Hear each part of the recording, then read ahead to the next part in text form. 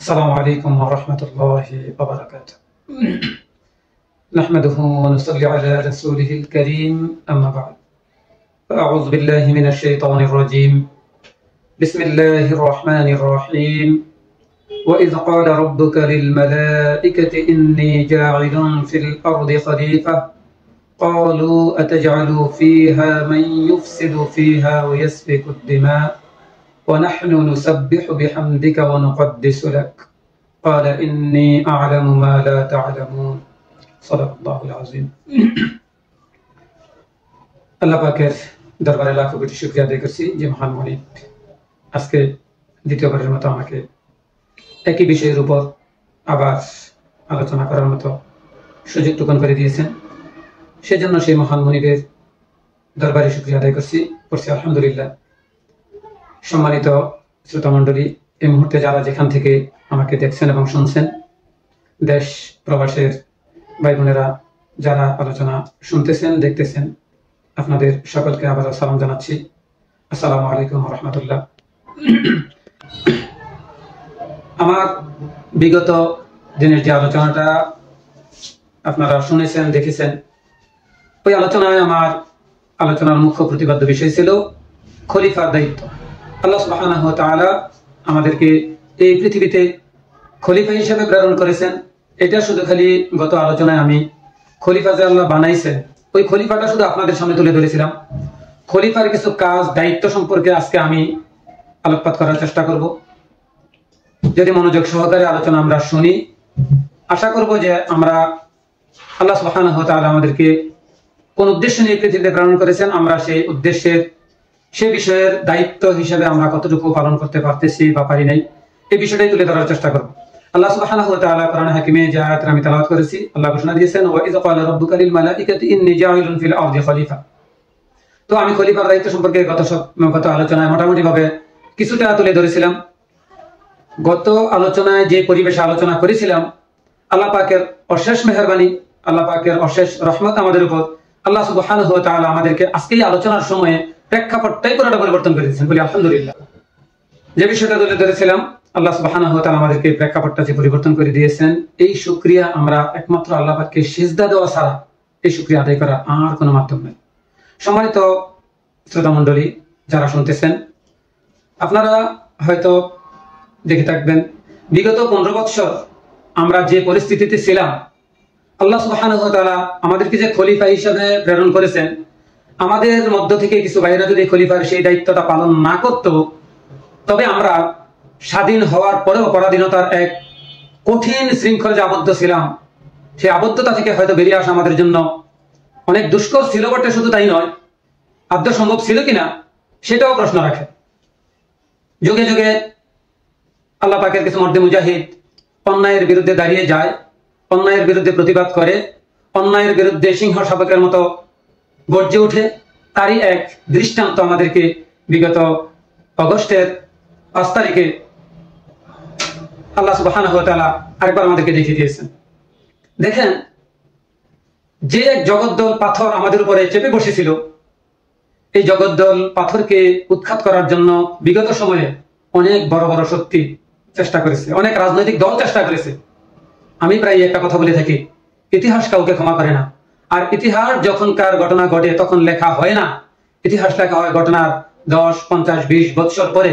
কিন্তু আল্লাহ কিছু কিছু ইতিহাস এমন ভাবে ঘটায় যেটাকে সাথে সাথেই মানুষ ইতিহাস হিসেবে অন্তরে লিপিবদ্ধ করে নেয়। তারই একটা ইতিহাস হচ্ছে আমাদের এই 5 তারিখের সাক্ষী। সম্মানিত উপস্থিতি, সম্মানিত ভিউয়ার্স, আমি আপনাদেরকে একটু পিছন দিকে স্মরণ করিয়ে দিতে চাই।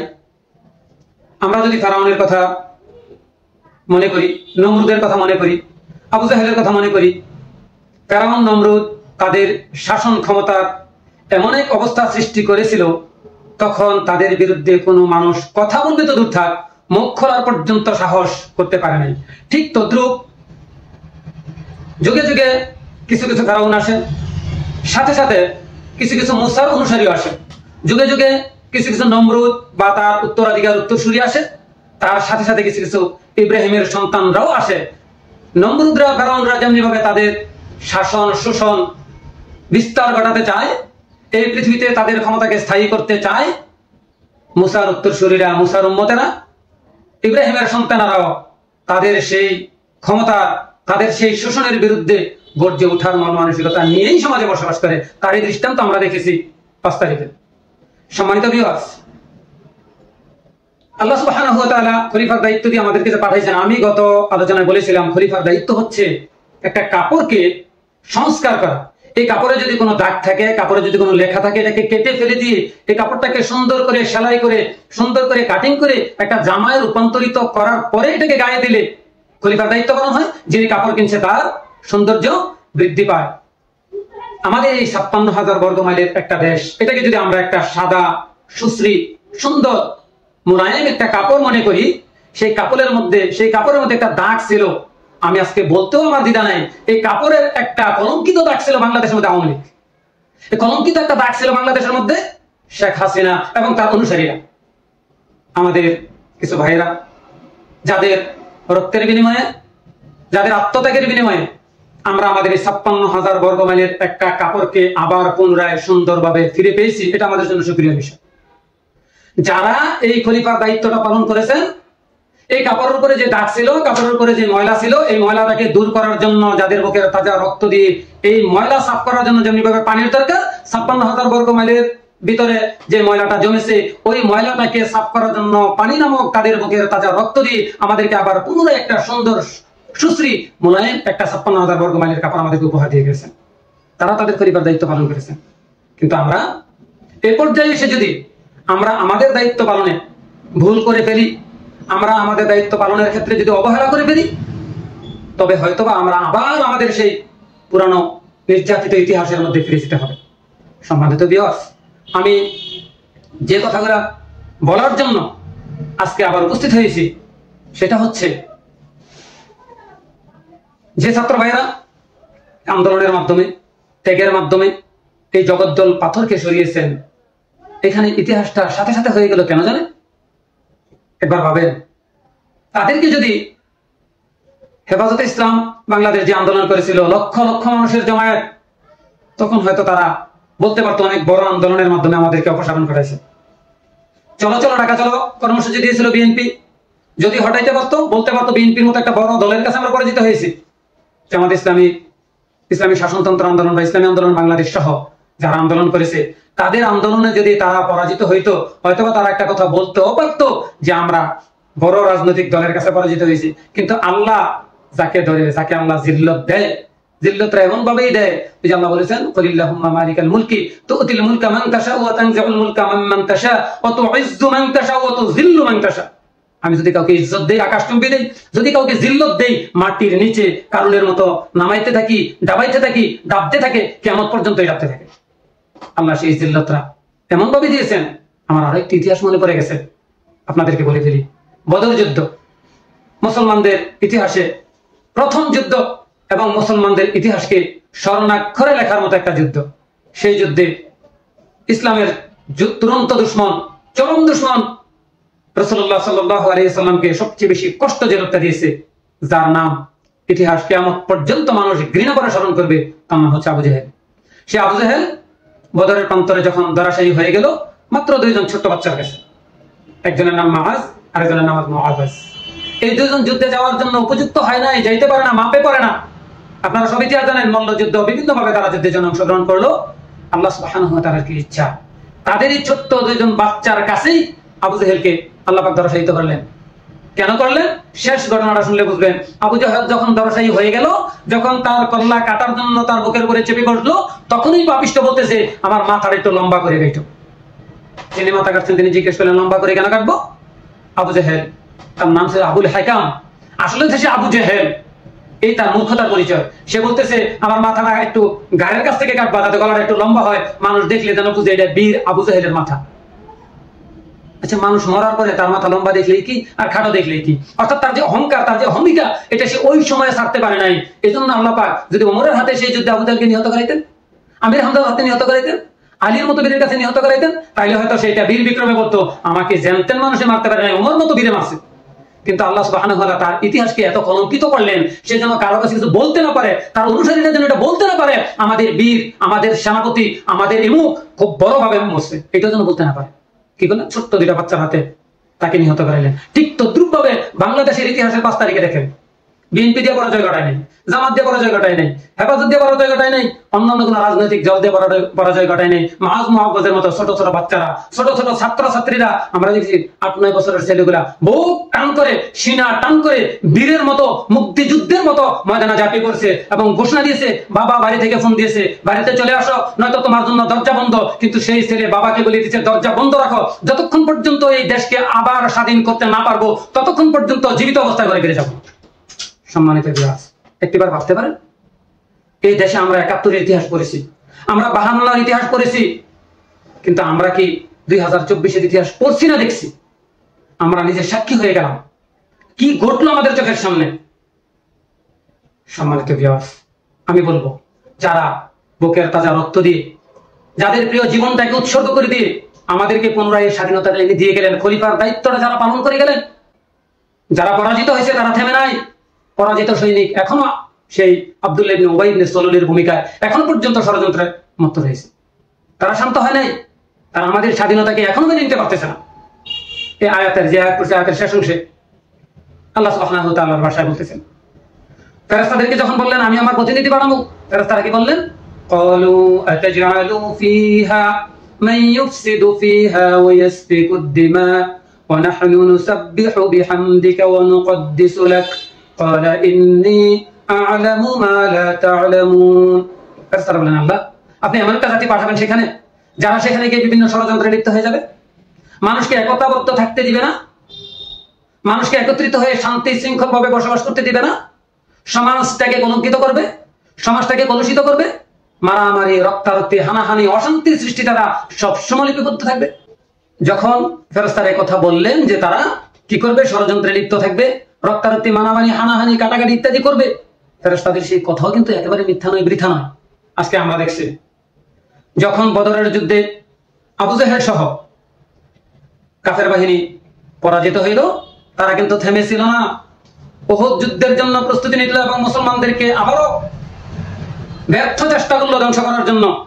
ঠিক তদ্রুপভাবে আজকে যারা পরাজয়ের গ্লানি নিয়ে আমার এই সুজলা সুফলা শস্য শ্যামলা সোনার বাংলাদেশ ত্যাগ করলো, পলায়ন করলো পিছনের দরজা দিয়ে, তারা কিন্তু থেমে নাই, তারা তাদের ষড়যন্ত্র চালিয়ে যাচ্ছে।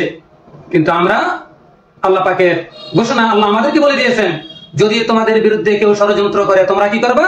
ওয়াতাসিমু বিহাবলিল্লাহি জামিআ, একত্রিত হয়ে, জামাতবদ্ধ হয়ে, সংঘবদ্ধ হয়ে আমি আল্লাহর রজ্জুকে আঁকড়ে ধরবে। ওয়ালা তাফাররাকু, তোমরা কিন্তু বিচ্ছিন্ন হয়ো না।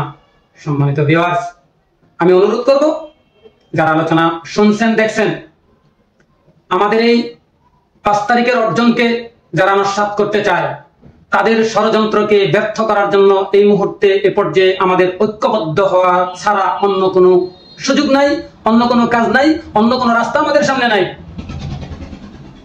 আপনাদের একটি কথা বলে দিতে চাই, একটা যুদ্ধের পরে সাময়িকভাবে ওই এলাকাটা কিছুটা ক্ষতিগ্রস্তের মধ্যে থাকে। আপনি হঠাৎ করে যদি 100% শান্তি সেখানে আশা করেন, সেটা হবার নয়। একটু ধৈর্য আপনাকে ধরতে হবে, ধৈর্যশীলতার পরিচয় দিতে হবে, ক্ষতিগ্রস্ত এলাকাটাকে সংস্কার করতে হবে এবং পাশাপাশি আরেকটা কাজ করতে হবে। যারা আমরা এই বিগত দিন নির্যাতন সহ্য করেছি, অত্যাচার সহ্য করেছি, এক্ষেত্রে আইসা আমরা নির্যাতিত যারা আছি, আল্লাহ রসুল আমাদেরকে সবকিছু শিখিয়ে দিয়েছেন।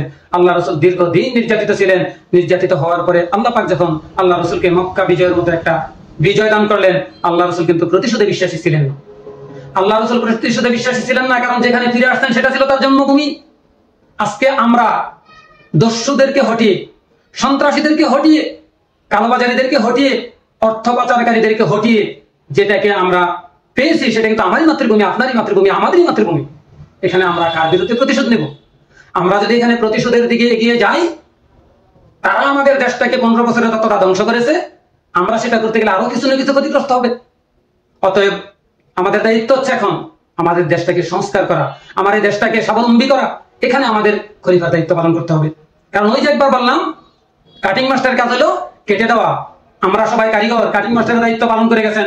5 তারিখে আমাদের ছাত্র ভাইরা আবু সাইদ, মুগ্ধ, অন্য যারা আছেন তারা সেই দায়িত্ব পালন করে কাটিং করে তারা ময়লাগুলোকে দূর করে দিয়ে গেছেন। এখন আমাদের কাজ হলো এটাকে ধুয়ে মুছে সেলাই করে সুন্দর করে পরিপাটি করে একটা সুন্দর দেশ আমরা আবার গঠন করা। সম্মানিত ভিউয়ার্স, আমি যারা পরাজিত হয়েছেন তাদের ষড়যন্ত্রের কিছু উদাহরণ, কিছু দৃষ্টান্ত আমি তুলে ধরতে চাই। পরাজিত হয়ে যখন খুব দেশপ্রেম দেখাইছেন, যখন চলে গেছেন তখন দেশপ্রেম কোথায় ছিল? যখন এই দেশ থেকে চলে গেলেন, গিয়েও ঠান্ডা নাই, শান্ত নাই। আমাদের এই দেশকে 15 বছরে খেয়ে লুটে কুটে একদম শেষ করার পরেও মাটি টুকু রয়েছেন, এই মাটি টুকুর বিরুদ্ধে ষড়যন্ত্র করে আবার তার দাদার দেশে গিয়ে, তার প্রভুর দেশে গিয়ে আমার দেশে ঠেলে দিয়েছেন বন্যা নামক এক পানি। কিন্তু তারা জানে না, মুসলমানরা বিপদে কখনো ধৈর্যহারা হয় না। মুসলমানরা একজনকে ইলাহ হিসেবে, একজনকে সাহায্যকারী হিসেবে মানে এবং জানে, তিনি হচ্ছেন আমাদের উপরওয়ালা আল্লাহ সুবহানাহু ওয়া তাআলা, যিনি আমাদের সাহায্যকারী হয়ে যাওয়ার পরে আমরা অন্য কারো পরোয়া করি না, কারণ আল্লাহ আমাদেরকে শিখিয়ে দিয়েছেন। আল্লাহ আমাদেরকে শিখিয়ে দিয়েছেন বিসমিল্লাহির রহমানির রহিম, ইন্নাল্লাযীনা ক্বালু রাব্বুনাল্লাহু সুম্মা ইসতাকামু। আল্লাহ বলেন, আমাকে রব বলে মেনে নিয়েছো, আমাকে রব বলে স্বীকার করেছো। আমাকে রব বলে স্বীকার করার পরে তোমার দায়িত্ব যে সুম্মা ইসতাকামু, আমার এই রবুবিয়তের উপর ইস্তেকামত করা, আমার এই রবুবিয়তের উপর অটল হয়ে দাঁড়িয়ে থাকা।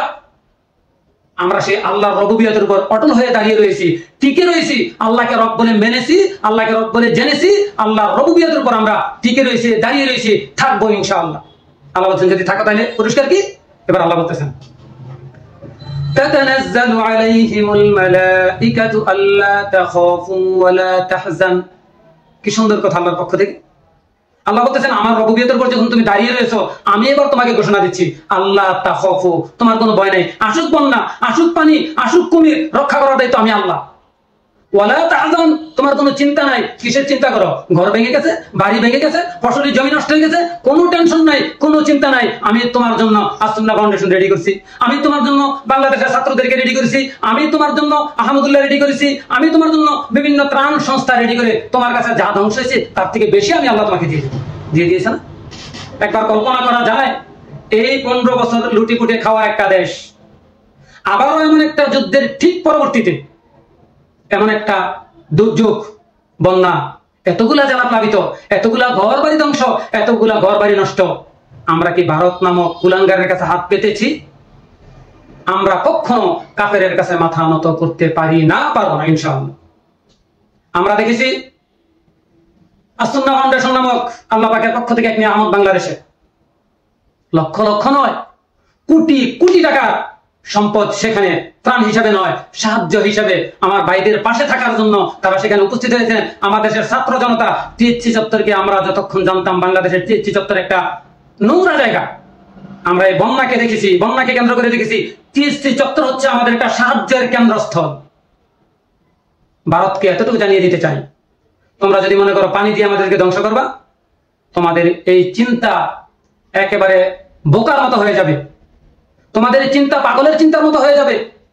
বন্যা দিয়ে আমাদেরকে ধ্বংস করার সুযোগ নাই, কারণ বন্যার পানি দেওয়া নিচ থেকে, সাহায্য আমাদের আসে উপর থেকে। নিচেরটা সবসময় পায়ের তলায় থাকে, উপরেরটা সবসময় মাথার উপরে থাকে। তোমরা পায়ের তলায় দিবা, আমরা পারিয়ে পিষে ফেলবো, উপর থেকে আল্লাহ পাকের সাহায্য নিয়ে আমরা নির্বিঘ্নে ময়দানে ঝাঁপিয়ে পড়বো। তোমরা পানি দিয়েছো, সেই পানি দিয়ে আমরা ওযু করবো, ওযু করে এক সময় তোমাদের বিরুদ্ধে লড়াইয়ের জন্য আমরা মাঠে নেমে যাবো ইনশাআল্লাহ। অতএব পানি দিয়ে আমাদেরকে ধ্বংস করার চিন্তা তোমরা করে কোনো লাভ নাই। আমাদেরকে ভয় দেখাও, ভারত তোমরা সংখ্যায় অনেক বেশি, স্পষ্ট মনে রাখবা আমরা মুসলমান বীরের জাতি, আমরা মুসলমান সংখ্যাধিক্যে আমরা বিশ্বাসী নই, আমরা বিশ্বাসী ইমানে। তোমাদের কাছে জনসংখ্যা, আমাদের কাছে ইমান। আমরা অল্প সংখ্যায় যে বিজয়ী হইতে পারি, একটু আগে বললাম বদরের যুদ্ধে যখন মুসলমানদের বিরুদ্ধে কাফেররা রওনা দিল যুদ্ধের জন্য, আল্লাহ রাসূল সাল্লাল্লাহু আলাইহি ওয়াসাল্লাম মদিনায় মসজিদে বসে একটু মনক্ষুণ্ণ হয়ে মনটাকে বেজার করে বসে আছেন। হযরতে আবু বকর রাদিয়াল্লাহু তাআলা আনহু বিষয়টা লক্ষ্য করে বুঝতেছেন আল্লাহ রাসূল কাঁদতেছেন। আল্লাহ রাসূল চলে গেলেন, আবু বকর চলে গেলেন ওমরের কাছে, গিয়ে বলতেছেন ভাই ওমর, আমার সাথে একটু আসো। আবু বকরের মন খারাপ। ওমর রাদিয়াল্লাহু তাআলা জিজ্ঞেস করছেন, ভাই আবু বকর, তোমার মনটা মলিন মলিন, কি হয়েছে? হযরত আবু বকর বলতেছেন, ভাই ওমর, যাকে জীবনের থেকে বেশি ভালোবেসেছি, যার জন্য সম্পদ শেষ করেছি, দেশ ত্যাগ করেছি, সে নবী মসজিদে বসে কাঁদতেছেন, আমার কলিজা মানতেছেন, আমি সহ্য করতে পারতেছি না। হযরত আবু বকর ওমর দুজনে মিলে আল্লাহ রাসূলের কাছে চলে গেলেন, গিয়ে দেখেন আল্লাহ রাসূলের চোখ খুলে লাল। আবু বকর রাদিয়াল্লাহু তাআলা জিজ্ঞেস করলেন, ইয়া রাসূলুল্লাহ, আপনি কাঁদতেছেন কেন? ওমর বলতেছেন, ইয়া রাসূলুল্লাহ, আমি ছিলাম মক্কার সবচেয়ে বড় ব্যবসায়ীদের একজন, প্রভাবশালীদের একজন। আপনাকে ভালোবেসে, ইমানকে ভালোবেসে ব্যবসা ত্যাগ করেছি, দেশ ত্যাগ করেছি, আপনার সাথে মদিনায় চলে আসছে আপনার মুখে হাসি দেখার জন্য। সে আপনি কাঁদতেছেন, কি হয়েছে? বলতেছে, ওমর, আবু বকর, আমরা মদিনায় চলে আসছিলাম শান্তভাবে, শান্তি শৃঙ্খল ভাবে বসবাস করার জন্য, কিন্তু মক্কার কাফেররা আমাদেরকে এখানে শান্তিতে থাকতে দিবে না। তারা আমাদের জন্য যুদ্ধের জন্য প্রস্তুতি নিছে, যুদ্ধ করার জন্য আসতেছে। আমরা কি করব?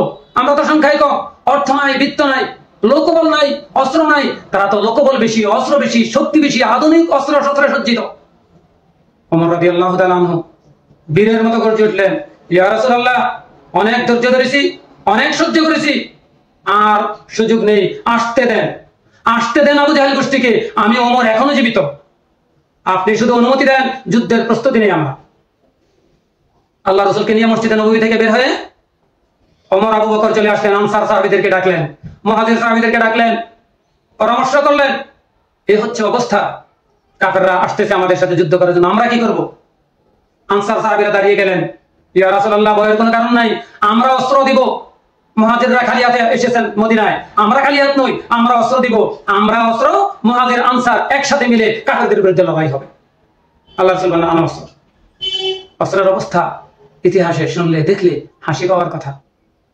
কেউ আনছেন সেই পূর্ব যুগের একটা দা, আসার নাই। আবার কেউ আছেন একটা ছুরি, অর্ধেক আছে অর্ধেক নাই। কেউ আছেন ছুরির আগাটুকু, কেউ আছেন মাঝানটুকু, কেউ আছেন শেষটুকু।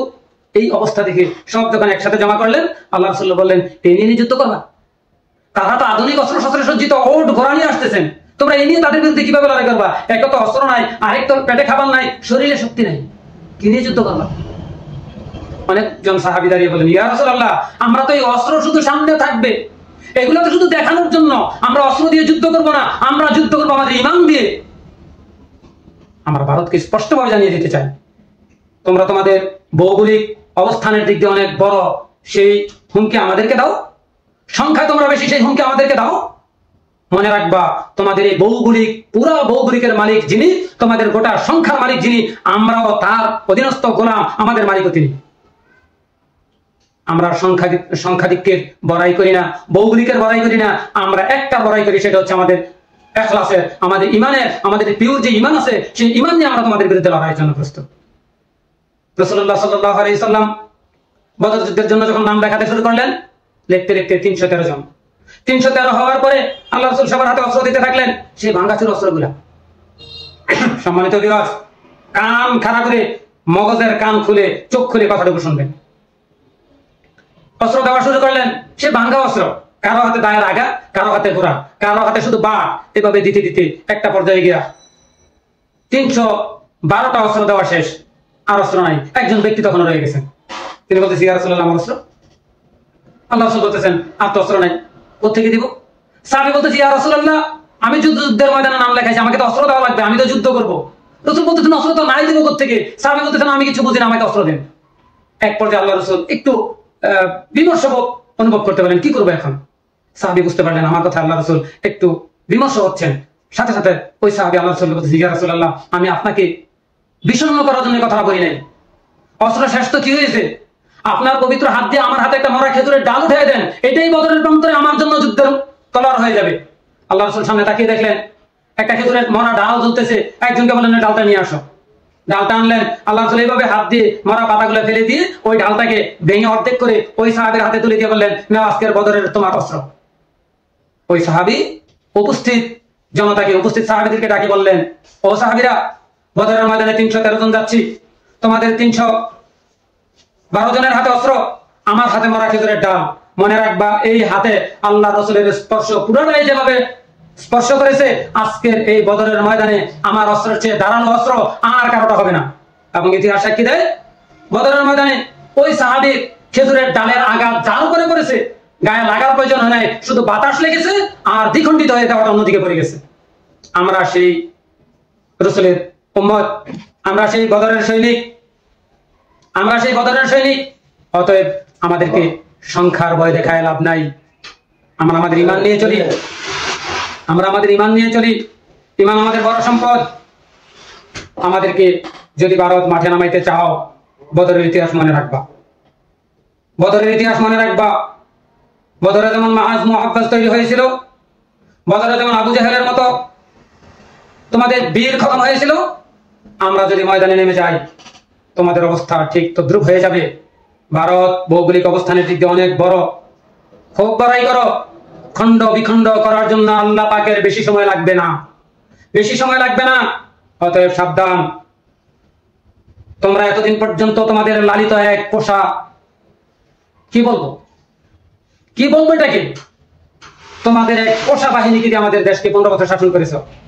আমরা 5 তারিখে দেখিয়ে দিয়েছি তোমাদের 15 বছরের লালিত বাহিনী বা বলো বা যেটাই বলো প্রাণী বলো, আমাদের মাত্র 24 ঘন্টা সময় লাগে নাই।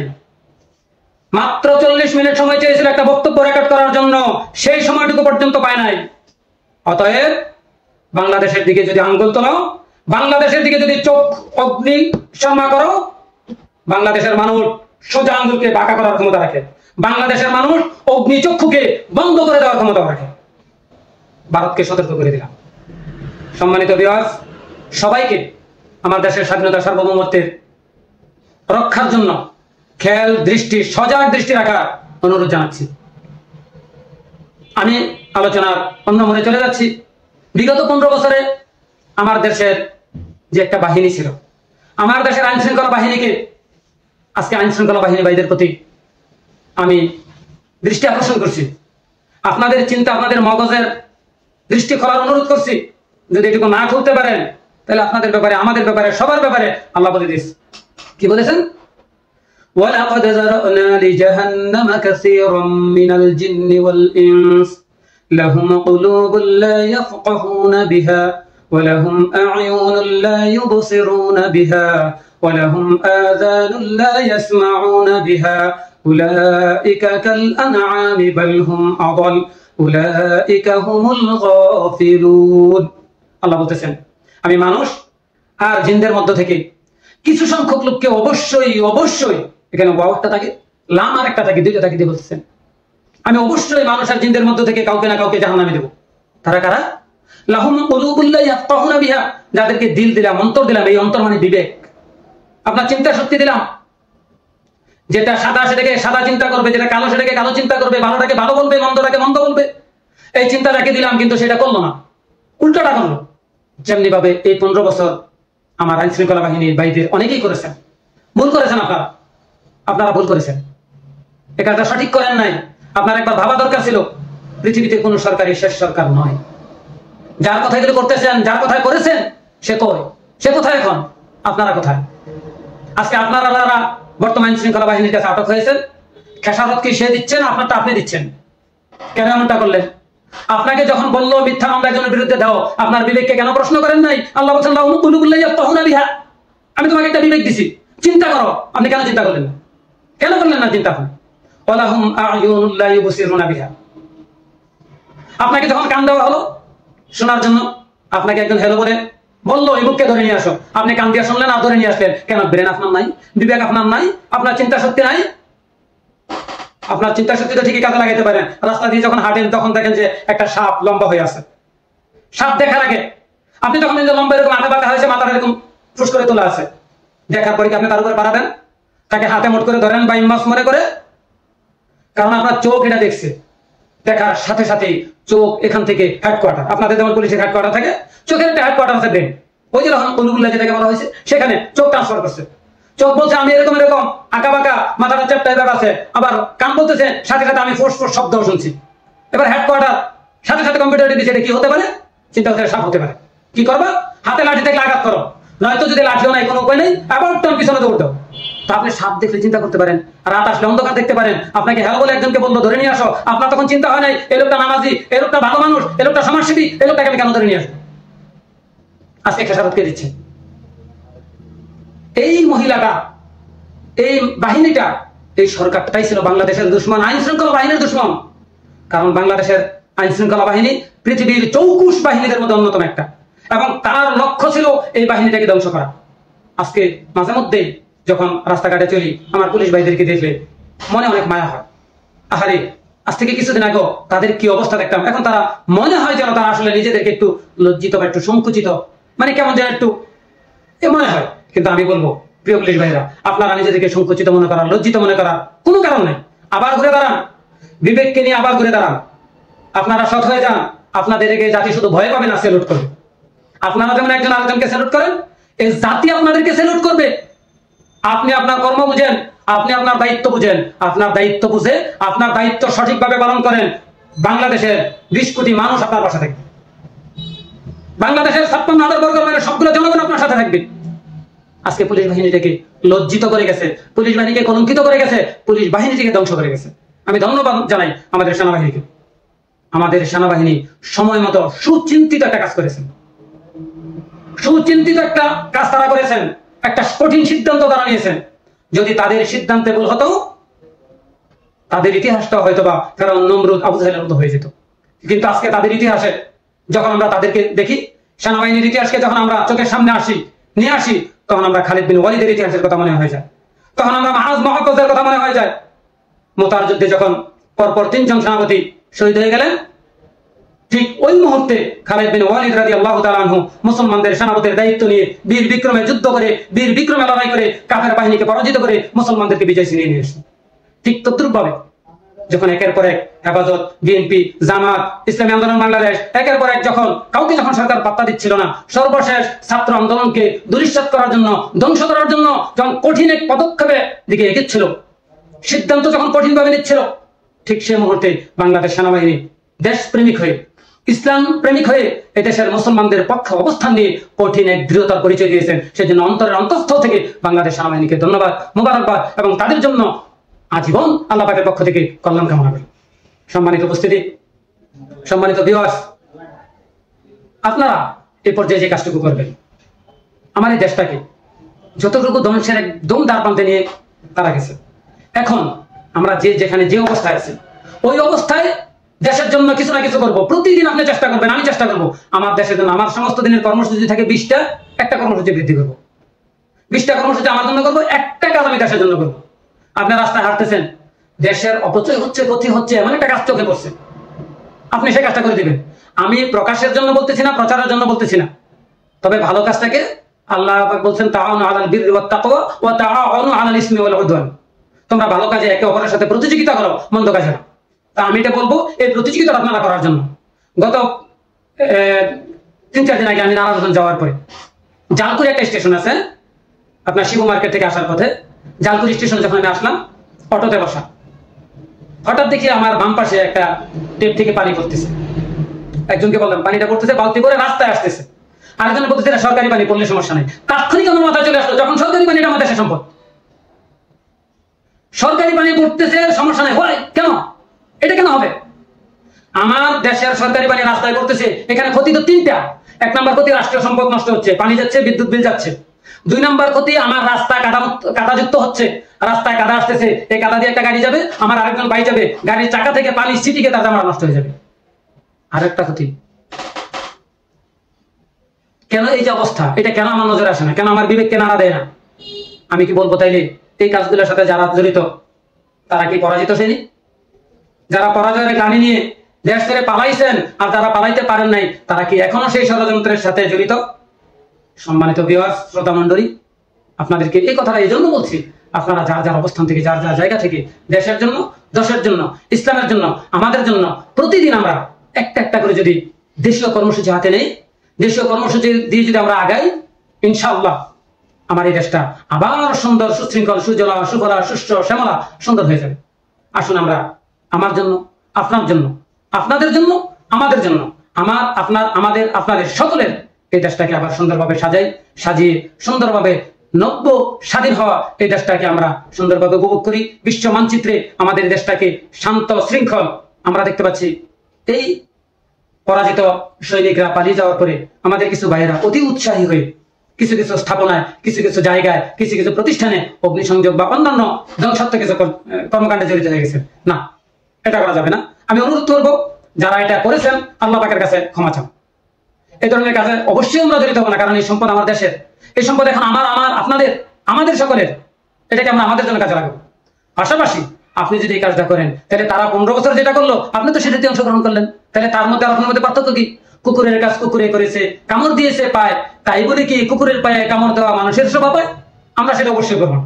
আমরা এর থেকে অবশ্যই বিরত থাকবো। ধ্বংসাত্মক সকল কর্মসূচি থেকে, কর্মকাণ্ড থেকে আমরা বিরত থাকবো এবং দেশের জন্য যা করা দরকার প্রত্যেকে পারলে, যদি দেশের এমন কোনো জায়গা থাকে, যেমন আপনারা আলহামদুলিল্লাহ সুম্মা আলহামদুলিল্লাহ এই বন্যার্থদের সাহায্যে যেভাবে আমরা এগিয়ে গেছি, বিশেষ করে যুব সমাজ, আরেকটি কথা না বললেই নয়, আমরা যুবকদেরকে দেখলে একটা কথা বলতাম, এদেরকে দিয়ে কিছু হবে না, কিন্তু এই বন্যায় যুবকরা দেখিয়ে দিয়েছে এদেরকে দিয়ে কিছু হবে কি হয় না। আমি দেখেছি এই রান, আমার সেনাবাহিনীর ভাইরা তাদের এই রান হাঁটুকে সিঁড়ি বানিয়ে আমার দেশের মা বোনদেরকে গাড়িতে ওঠার সহযোগিতা করেছেন। আমি দেখেছি আমার দেশের যুবকরা মাথায় খাবারের বোঝা নিয়ে গলা পর্যন্ত পানি, বুক পর্যন্ত পানি ভেঙে বন্যার্থদের মাঝে খাবার বিলিয়ে দিয়েছেন। এই তো যুবক, এই তো যুবক, এই যুবকরাই তো কিয়ামতের দিন আরশের ছায়া নিচে স্থান পাবে। আল্লাহ পাক যেন আমাদের সকলকে এই দেশের জন্য, ইসলামের জন্য, দেশের জন্য আমরা যেন কাজে অংশগ্রহণ করতে পারি। আল্লাহ আমরা সকলে ঐক্যবদ্ধভাবে আমাদের দেশটাকে সংস্কার করার জন্য আমরা যেন অংশগ্রহণ করতে পারি। অংশগ্রহণের মাধ্যমে আমার এই দেশটাকে যেন আমরা সুন্দরভাবে গঠন করতে পারি। আল্লাহ যেন আমাদের সবাইকে তৌফিক দান করেন। আমিন ওয়া আখিরু দাওয়ানা আলহামদুলিল্লাহি রাব্বিল আলামিন। আসসালামু আলাইকুম ওয়া রাহমাতুল্লাহ।